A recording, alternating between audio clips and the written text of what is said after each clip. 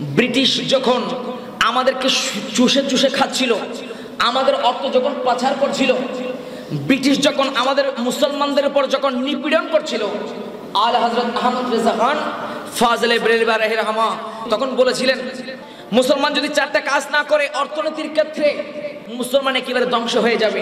একটা হচ্ছে, আমরা যদি 100 টাকা কামাই করি, আমাদেরকে 10 টাকা 15 টাকা সঞ্চয় করতে হবে, সেভিংস করতে হবে। কারণ সেভিংস যদি না করেন, আপনি যদি সঞ্চয় যদি না করেন, আপনার কঠিন দিনে আপনি বাঁচতে পারবেন না। আল্লাহর নবীও বলেছেন, তোমরা সঞ্চয় করো, মৃত ব্যয়ী হও, অপব্যয়ী হও না। আমার টাকা আছে, আমি একেবারে অপচয় করলাম, এটা ইসলাম সাপোর্ট করে না।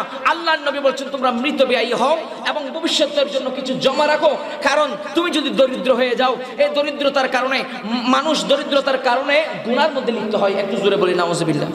এরপর উনি বলছেন, আমাদেরকে ব্যাংকিং সিস্টেম, যখন ব্যাংকিং সিস্টেমের চিন্তাও কারো মাথায় আসে না, তখন আলা হযরত বলছেন আমাদেরকে ব্যাংকের ব্যবস্থা করতে হবে। কারণ আপনারা জানেন, তৎকালীন হিন্দু মহাজন যারা ছিল, তারা সুদের ভিত্তিতে মুসলমানদেরকে কর্জ দিত এবং এই সুদ পরিশোধ করতে গিয়ে মুসলমানদের ঘর পিটা পর্যন্ত একেবারে চলে যেত। কথা বলেন ঠিক কিনা? তৃতীয় নম্বর থিওরি দিয়েছেন, উনি বলছেন আমরা ব্যবসা করব মুসলিম টু মুসলিম, মুসলিম টু মুসলিম, মুসলমান মুসলমানের সাথে ব্যবসা বাণিজ্য করবে।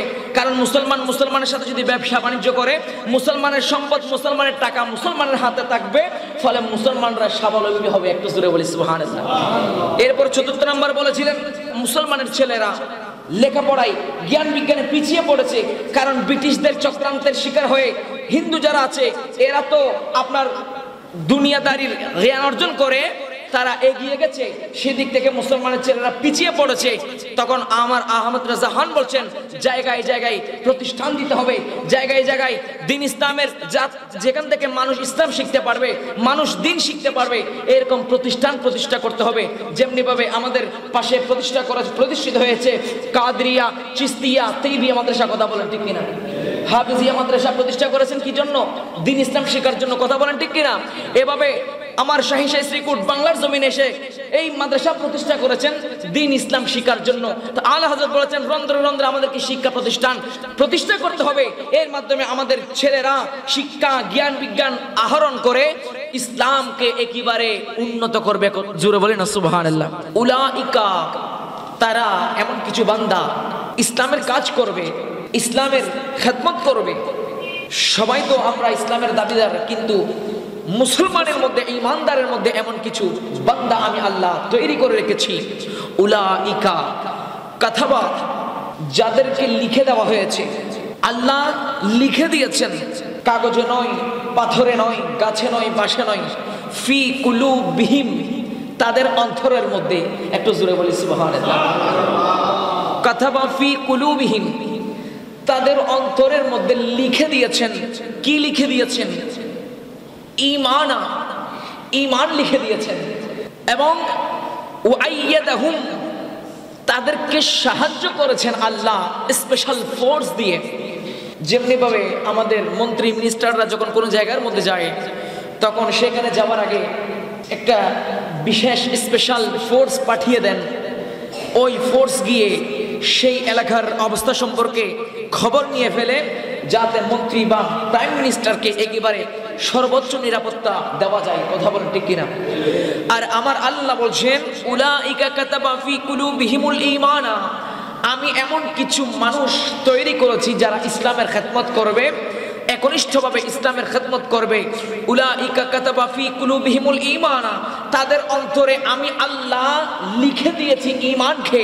শুধু তাই নয়, ওয়াইয়াদাহুম বিরুহিম মিনহু, এবং তারা এই ইসলামের কাজ করতে গিয়ে যাতে তাদের উপর কেউ কোনো ধরনের আগ্রাসন করতে না পারে, কেউ কোনো ধরনের যাতে ক্ষতি করতে না পারে, আমি আল্লাহ সেই জন্য ওয়াইয়াদাহুম বিরুহিম মিনহু, আমি আল্লাহ তাকে ফেরেশতাদের মাধ্যমে, ওই ফেরেশতাদের সরদার সাইয়্যিদনা জিবরিল আমিনকে একেবারে নেতৃত্ব দিয়ে আমি তাকে সাহায্য করি। একটু জোরে বলি সুবহানাল্লাহ।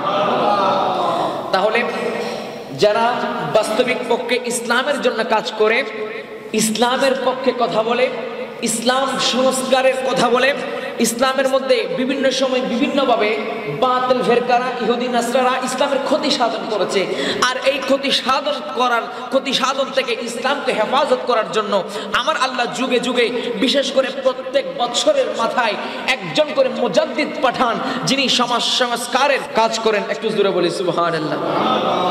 আল্লাহর নবী বলছেন হাদিসে পাকের মধ্যে, যে হাদিস কানা হযরতে আবু হুরায়রা রাদিয়াল্লাহু তাআলা আনহু বর্ণনা করছেন, আল্লাহর নবী ইরশাদ করছেন, ইন্নাল্লাহা ইয়াবআসু লিহাদিহিল উম্মতি আলা রাসি কুল্লি মিআতি সানাতিন মান ইউজাদ্দিদু লাহা দীনহা। আমার নবী বলছেন, আমার আল্লাহ প্রত্যেক শত বছরের মাথায়, প্রত্যেক শতাব্দীতে ইয়াবআসু লিহাদিহিল উম্মতি, আল্লাহ প্রেরণ করেন প্রত্যেক শতাব্দীর মাথায়, আলা রাসি কুল্লি মিআতি সানাতিন, প্রতি 100 বছরের মাথায় একজন মুজাদ্দিদ, একজন ব্যক্তিকে প্রেরণ করেন, মাইয়ুজাদ্দিদু লাহা দীনহা, যিনি এসে দ্বীনের মধ্যে, ইসলামের মধ্যে যে কুসংস্কারগুলো ঢুকে যায় সেগুলোকে সংস্কার করেন। একটু জোরে বলি সুবহানাল্লাহ। তাহলে আল্লাহর নবী বলছেন প্রত্যেক 100 বছরের মাথায় একজন মুজাদ্দিদ আসেন। আমার নবীর ইন্তেকালের পরে আল্লাহর নবী দুনিয়া থেকে পর্দা করার পরে প্রত্যেক বছরে, প্রত্যেক 100 বছরের মাথায় একজন ইমাম এসেছেন, একজন মুজাদ্দিদ এসেছেন। তারই ধারাবাহিকতায় ইমাম আলে হযরত আহমদ রাজা খান ফাজলে বেরলভী আলাইহি রিদওয়ান, উনি 14দশ শতাব্দীর মুজাদ্দিদ। একটু জোরে বলি না সুবহানাল্লাহ। উনি কেমন ব্যক্তিত্ব ছিলেন, কেমন শখসিয়ত ছিলেন।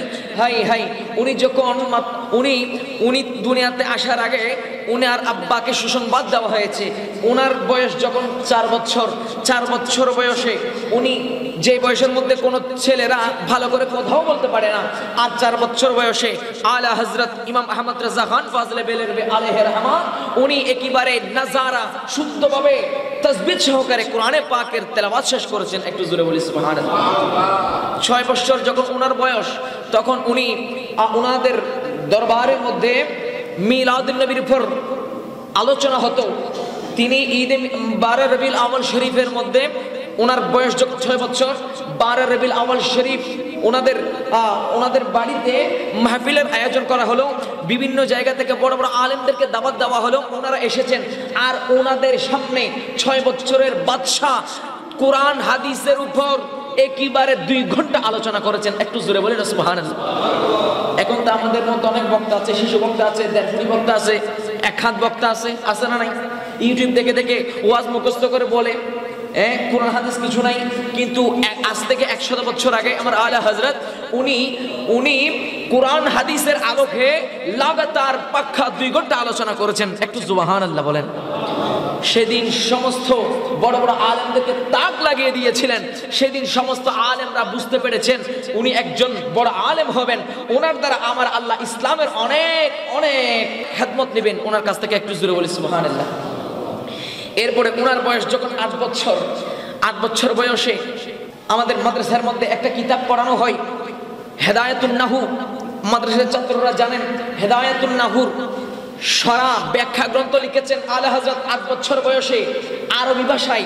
উনার ভাষা তো ছিল হিন্দি, কিন্তু উনি 8 বছর বয়সে আরবি ভাষায় হেদায়েতুন নাহুর সরা লিখে দিয়েছেন। একটু জোরে বলি সুবহানাল্লাহ। উনার বয়স যখন 10 বছর বয়সে মান্তিকের একটা কিতাব মুসাল্লামুস সুবুত, যে কিতাব পড়ে অনেকে পাগল হয়ে গেছে। এত কঠিন কিতাব এই মুসাল্লামুস সুবুতের হাসিয়া লিখেছেন 10 বছর বয়সে। একটু জোরে বলি সুবহানাল্লাহ। এরপরে ওনার বয়স যখন 13 বছর 10 মাস 5 দিন, 13 বছর 10 মাস 5 দিন বয়স যখন হলো, তখন ওনার সমস্ত প্রকারের একাডেমিক যে লেখাপড়া আছে সে লেখাপড়া শেষ করেছেন, দাওরায়ে হাদিস করেছেন। একেবারে উনি ইলমে ফিকহের যত কিতাব আছে সেগুলো রপ্ত করেছেন, ইলমে হাদিসের যত কিতাব আছে সেগুলো রপ্ত করেছেন, তাফসীরের কিতাব রপ্ত করেছেন।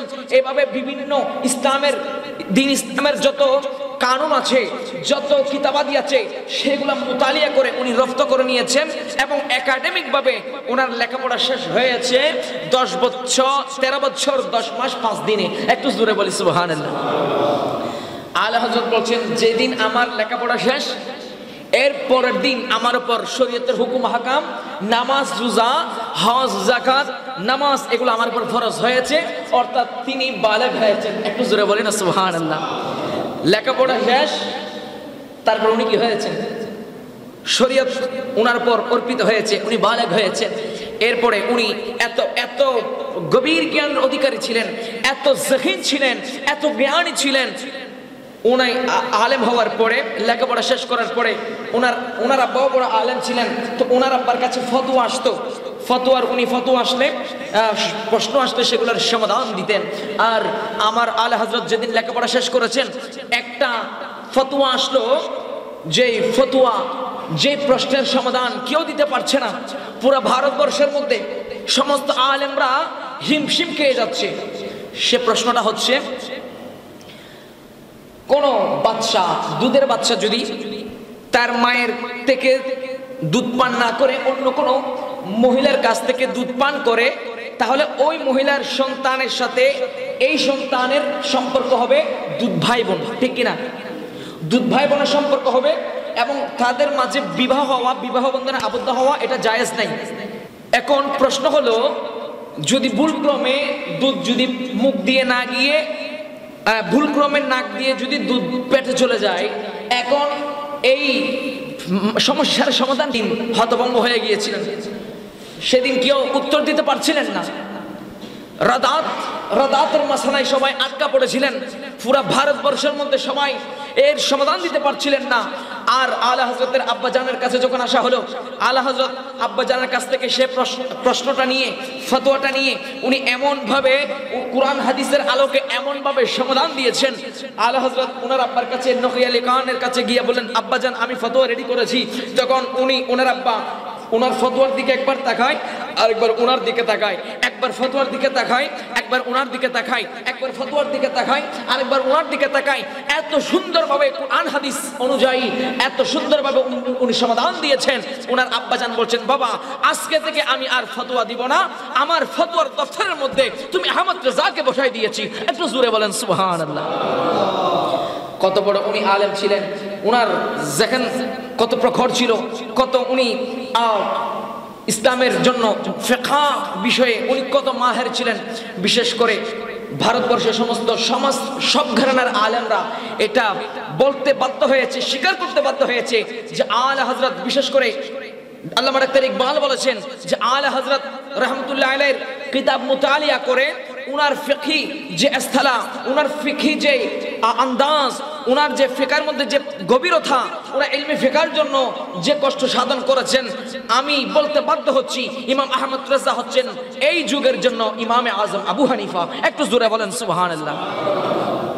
উনি ইলমে ফিকার উপর এত গভীর পাণ্ডিত্য ওনার ছিল, বিশেষ করে দেওবন্দের বড় বড় আলেমরাও স্বীকার করে নিয়েছেন আহমদ রেজা উনি মুফতি, আহমদ রেজা উনি বড় মুফতি, ওনার মতো মুফতি আর হতে পারে না ভারতবর্ষের মধ্যে। একটু জোরে বলি সুবহানাল্লাহ। ওনার বয়স, এখন উনি আলেম হয়ে গেলেন, বিভিন্ন খেদমতের মধ্যে উনি লেগে গেলেন। ওনার বয়স যখন 20 বছরে এখন উনি পীরের হাতে বায়াত হবেন। ওনার আব্বাজানের পীর হচ্ছেন হযরত আলী রাসূল মারহারাবি রাহমাতুল্লাহি আলাইহি। উনি আওলাদ রাসূল ছিলেন, বড় বুজুর্গ মানুষ ছিলেন।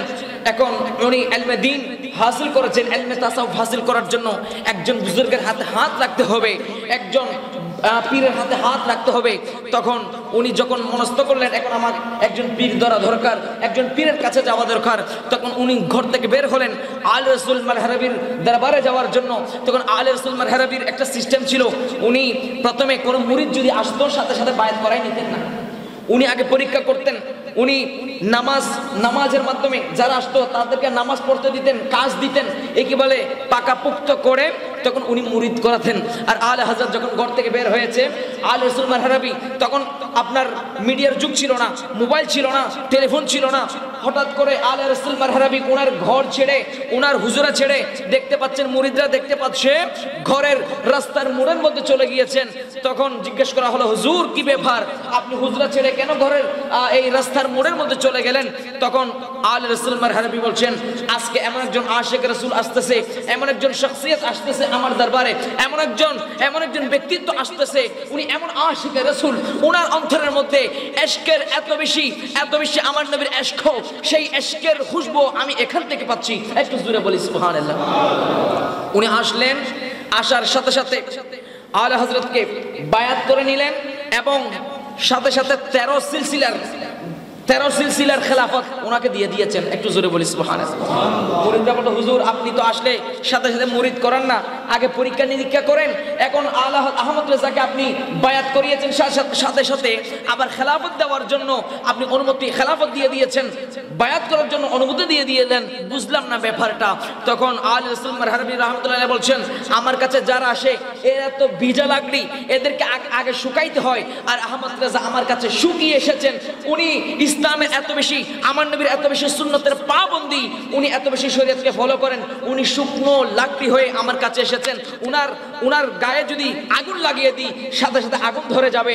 উনি পাকপুক্ত হয়ে এসেছেন বিদায় উনাকে মুরিদ করিয়েছি এবং খেলাফতের জন্য আমি খেলাফতও দিয়েছি মুরিদ করার জন্য। একটু জোরে বলি সুবহানাল্লাহ।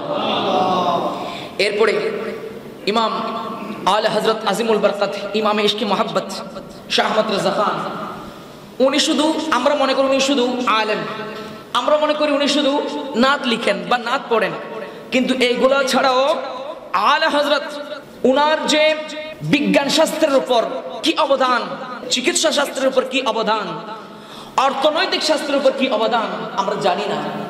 আজকে জানবো। আলা হযরত শুধু আলেম নয়, একজন মুজাদ্দিদ হতে গেলে অনেক বহু গুণের অধিকারী হতে হয়। বিশেষ করে আলা হযরত ইমাম আহমদ রেজা খান ফাজলে বেরেলভী আলাইহি রাহমা, উনি একাধারে আলেম ছিলেন, একাধারে কুরআন হাদিসের যত জ্ঞান আছে সেগুলো আহরণ করেছেন। এর বাইরে আলা হযরত গণিত শাস্ত্রের উপর বড় পাকা ব্যক্তি ছিলেন। একটু জোরে বলি সুবহানাল্লাহ। উনি অ্যারিথমেটিক, পাটিগণিত, অ্যালজেব্রা, বীজগণিত, এরপরে আপনার ত্রিকোণমিতি, এই গণিত শাস্ত্রে এত বেশি অগাধ জ্ঞান রাখতেন। তৎকালীন আলিগড় বিশ্ববিদ্যালয়ের একজন প্রফেসর যার নাম ডক্টর জিয়াউদ্দিন, আলিগড় মুসলিম ইউনিভার্সিটি উনি ভাইস চ্যান্সেলর ছিলেন, ভিসি ছিলেন। তো এখন উনি একটা গণিতের সমস্যা নিয়ে উনি আটকে গেছেন, কেউ এই গণিতের সমাধান দিতে পারছে না। তো উনি সিদ্ধান্ত নিলেন উনি দেশের বাইরে চলে যাবেন এই গণিতের সমাধানের জন্য। ডক্টর স্যার জিয়াউদ্দিনের যিনি সহচারী ছিলেন, ওনার খাদেম যিনি ছিলেন, উনি বললেন আপনি তো দেশের বাইরে যাবেন, তবে দেশের বাইরে যাওয়ার আগে ভেরিলিতে একজন আলেম আছেন। তো উনি বললেন আলেমরা কি পারবে, তবুও উনি বলছেন না একটু গিয়ে দেখেন না, উনি ভালো জ্ঞান রাখেন, কারণ উনি নক্ষত্রের জ্ঞান, আপনার নক্ষত্রের জ্ঞান, জ্যোতির্বিজ্ঞান ওনার কাছে রপ্ত আছে এবং উনি গণিতের উপর ভালো দখলদারিত্ব আছে। আপনি যান, একটু গিয়ে দেখেন, আপনার সমস্যার সমাধান যদি হয়ে যায় তাহলে আর দেশের বাইরে যেতে হচ্ছে না। তখন ডাক্তার স্যার জিয়াউদ্দিন গেলেন আলা হযরতের দরবারে। আমার আলা হযরত ওনার সমস্যাটা এমনভাবে সলভ করে দিয়েছেন, এমনভাবে সমাধান করে দিয়েছেন যেমন একেবারে পানি ভাতের মতো। ডাক্তার স্যার জিয়াউদ্দিন সেদিন আশ্চর্য হয়ে গিয়েছিলেন এবং বলেছিলেন এই ভারতবর্ষের মধ্যে আলা হযরতের মতো, ইমাম আহমদ রেজার মতো এরকম গণিত বুঝে আর দ্বিতীয় কোনো ব্যক্তি নাই। একটু জোরে বলি সুবহানাল্লাহ। বিজ্ঞান শাস্ত্রে, চিকিৎসা শাস্ত্রে আলা হযরতের কি অবদান, আলা হযরত আমাদের জন্য কি দিয়েছেন। বিশেষ করে মেডিকেল এমব্রোলজির উপর উনি বই লিখেছেন। 1896 সালে টপোলজির উপর বই লিখেছেন। 1908 সালে লেপ্রোলজির উপর, এগুলা সবগুলা মেডিকেল সায়েন্সের ভাষা, ওগুলোর উপর উনি স্বতন্ত্র বই লিখেছেন। এরপরে আলা হযরত এমন বড় জহিন ছিলেন, এমন বড় ব্যক্তিত্ব ছিলেন, শখসিয়ত ছিলেন, শুধু পানির উপর গবেষণা করে, পানির ফিজিক্যাল স্ট্রাকচারের উপর গবেষণা করে, পানির উপর গবেষণা করে আলা হযরত আহমদ রেজা উনি 350 প্রকারের পানি বের করেছেন। এরপরে মাটিকে গবেষণা করে উনি 311 প্রকারের মাটি বের করেছেন। একটু জোরে বলি সুবহানাল্লাহ। এবং বলেছেন 81 প্রকারের মাটি দিয়ে তায়াম্মুম জায়েজ হবে এবং 130 রকম মাটি দিয়ে তায়াম্মুম জায়েজ হবে না। 311 রকমের মাটি পরীক্ষা করে উনি বের করেছেন। সুবহানাল্লাহ। পৃথিবীর মধ্যে এমন কোন বিজ্ঞানী নাই পানিকে এই গবেষণা করে এরকম করে একেবারে সূক্ষ্মভাবে বের করেছেন, মাটিকে বের করেছেন। আমার আলে হযরত এটা করে দেখিয়েছেন। সেই জন্য আলে হযরতকে শুধু একজন আলেম বললে হবে না, আলে হযরতকে আহমদ রেজাকে একজন শুধু সায়েন্টিস্ট বললে হবে না, উনি বহু গুণের গুণান্বিত ছিল। একটু জোরে বলি সুবহানাল্লাহ। সবচেয়ে বড় বিষয়, উনি সদা সর্বদা নামাজের পাবন্দী ছিলেন। উনার জীবনে কোনোদিন নামাজ কাজা হয় নাই। এখন তো আমাদের নামাজ কাজা হয়। আলা হযরতের উনি সব সময় জামাতে নামাজ আদায় করতেন। একটু জোরে বলেন সুবহানাল্লাহ। সদা সর্বদা পাগড়ি পরে জুব্বা পরে উনি জামাতের সাথে নামাজ আদায় করতেন। সুন্নতের এত বেশি পাবন্দী ছিল, শরীয়তের এত বেশি পাবন্দী ছিল, ইসলামের মধ্যে যারা কুসংস্কার করে বেড়ায়, বিশেষ করে মাজারকে কেন্দ্র করে যারা কুসংস্কার করে, সমস্ত কুসংস্কারের বিরুদ্ধে কড়াঘাত যিনি করেছেন তিনি আমার আহমদ রেজা খান ফাজলে বেরের। একটু জোরে বলি সুবহানাল্লাহ। আল্লাহর হক আল্লাহর ওলিদের মাজারকে কেন্দ্র করে অনেকে অনেক রকমের কুসংস্কার করে যাচ্ছে না, যেগুলা ইসলাম সাপোর্ট করে না, কোরআন হাদিস যেগুলোকে সাপোর্ট করে না, এরকম অসংখ্য কার্যকলাপ আমাদের সমাজে আছে। আলে হযরত এগুলোর বিরুদ্ধে কলম ধরেছেন। আলে হযরত বলেছেন নারী পুরুষ একসাথে মাজারে যাওয়া যাবে না, আপনার বেপরদায় মাজারে যাওয়া যাবে না। আমরা দেখতে পাই মাজারকে কেন্দ্র করে, হক আল্লাহর ওলিদেরকে কেন্দ্র করে মদের আসর, জুমার আসর অনেক জায়গায় আছে না নাই? একটু কথা বলেন, আছে না নাই? এগুলোর সাথে কি সুন্নিয়তের বিন্দু পরিমাণ সম্পর্ক আছে? একটু বলেন না, বিন্দু পরিমাণ সম্পর্ক আছে? সুন্নিয়ত কি বলেছে যে যারা মাজার হলে সেখানে মদের আসর, জুমার আসর দিতে হবে, এরকম কি বলেছে? আপনারা কি কষ্ট পাচ্ছেন মনে হয়? বলে নাই। আলে হযরত বলছেন, আলে হযরত লিখেছেন যে আল্লাহর ওলিদের হক্কানি মাজারের মধ্যে আমরা যাব, জিয়ারত করব, কারণ ওনাদের মাজারের মধ্যে ওনারা আল্লাহর ওলি, আল্লাহর প্রিয়জন, সদা সর্বদা আল্লাহর স্পেশাল রহমত সেখানে ঝরে, সেখানে পড়ে, তাদের কাছে গেলে দোয়া কবুলের একটা ওসিলা হয়ে যায়। সেজন্য আমরা যাব। সেখানে মদ খাওয়ার জন্য নয়, জুয়া খাওয়ার জন্য নয়, সেখানে মেলা দিয়ে একেবারে অনইসলামিক কার্যকলাপ করার জন্য আল্লাহর ওলিদের মাজার বানানো হয় নাই। কথা বলেন ঠিক কিনা? আলে হযরত শরীয়তের পাবন্দী ছিলেন। বিশেষ করে উনি সদা সর্বদা ইশকে রাসূলের উপর জ্বলে থাকতেন, ইশকে রাসূলের উপর মজে থাকতেন, সদা সর্বদা আমার নবীর প্রেমে বিভোর থাকতেন। উনি বলছেন আমার এই সিনা, তোমরা সিনা চাক করে দেখো, আমার কলিজাটা ফেটে দেখো, তোমরা দেখতে পাবে এক পাশে লা ইলাহা ইল্লাল্লাহ, আর এক পাশে দেখতে পাবে মুহাম্মাদুর রাসূলুল্লাহ। একটু জোরে বলেন সুবহানাল্লাহ। উনি এমন শখসিয়ত ছিলেন, উনার শান বলতে গিয়ে বলা হচ্ছে উনি একসাথে দুই হাতে লিখতেন। কয় হাতে? দুই হাতে লিখতেন। তো প্রশ্ন করা হলো, হুজুর আপনি দুই হাতে কেন লিখেন?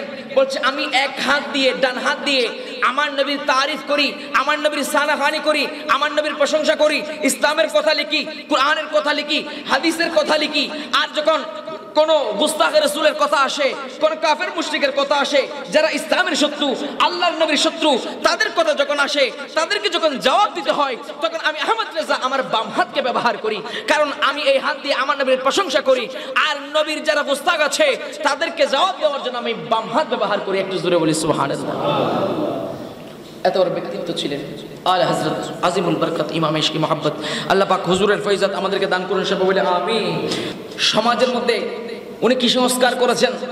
ব্রিটিশ যখন আমাদেরকে চুষে খাচ্ছিল, আমাদের অর্থ যখন পাচার করছিল, ব্রিটিশ যখন আমাদের মুসলমানদের উপর যখন নিপীড়ন করছিল, আলে হযরত আহমদ রেজা খান ফাজলে বেরেলভি রাহিমাহুল্লাহ সেদিন তখন বলেছিলেন আমাদেরকে চারটা কাজ করতে হবে। মুসলমান যদি চারটা কাজ না করে, অর্থনীতির ক্ষেত্রে যদি চারটা কাজ না করে, মুসলমান একেবারে ধ্বংস হয়ে যাবে। বিশেষ করে একটা জাতির চালিকা শক্তি হচ্ছে অর্থ। যার অর্থ আছে সে ডেভেলপ তত বেশি ডেভেলপ হতে পারে, আর যার অর্থ নাই সে ডেভেলপ হতে পারে না। আর ব্রিটিশ যখন আমাদের উপর নিপীড়ন করছিল, মুসলমানদেরকে দাস বানিয়ে রেখেছিল, আলা হযরত বলেছিলেন এই মুসলমান আমাদেরকে চারটা কাজ করতে হবে। একটা হচ্ছে আমরা যদি 100 টাকা কামাই করি, আমাদেরকে 10 টাকা 15 টাকা সঞ্চয় করতে হবে, সেভিংস করতে হবে। কারণ সেভিংস যদি না করেন, আপনি যদি সঞ্চয় যদি না করেন, আপনার কঠিন দিনে আপনি বাঁচতে পারবেন না। আল্লাহর নবীও বলেছেন তোমরা সঞ্চয় করো, মৃত ব্যয়ী হও, অপব্যয়ী হও না। আমার টাকা আছে, আমি একেবারে অপচয় করলাম, এটা ইসলাম সাপোর্ট করে না। আল্লাহর নবী বলছেন তোমরা মৃত ব্যয়ী হও এবং ভবিষ্যতের জন্য কিছু জমা রাখো। কারণ তুমি যদি দরিদ্র হয়ে যাও, এই দরিদ্রতার কারণে মানুষ দরিদ্রতার কারণে গুনার মধ্যে লিপ্ত হয়। একটু জোরে বলি নাউজুবিল্লাহ। একটু দেখেন দরিদ্রতার কারণে মানুষ কি করে?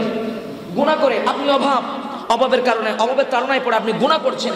এই কারণে এই জন্য দরিদ্র থেকে পানা ছাওয়ার জন্য আল্লাহ দোয়া করেছেন, আমাদেরকে শিখিয়ে দিয়েছেন। তা আলা হযরত বলছেন, আহমদ রেজা খান বলছেন মুসলমানদেরকে সেভিংস করতে হবে, মৃত ব্যয়ী হতে হবে, অপচয় করা যাবে না। এরপর উনি বলছেন আমাদেরকে ব্যাংকিং সিস্টেম, যখন ব্যাংকিং সিস্টেমের চিন্তাও কারো মাথায় আসে না, তখন আলা হযরত বলছেন আমাদেরকে ব্যাংকের ব্যবস্থা করতে হবে। কারণ আপনারা জানেন তৎকালীন হিন্দু মহাজন যারা ছিল তারা সুদের ভিত্তিতে মুসলমানদেরকে কর্জ দিত এবং এই সুদ পরিশোধ করতে গিয়ে মুসলমানদের ঘর পিটা পর্যন্ত একেবারে চলে যেত। কথা বলেন ঠিক কিনা? তা আলা হযরত উনি বলেছেন আমাদেরকে ব্যাংকিং এর সিস্টেম আমাদেরকে করতে হবে।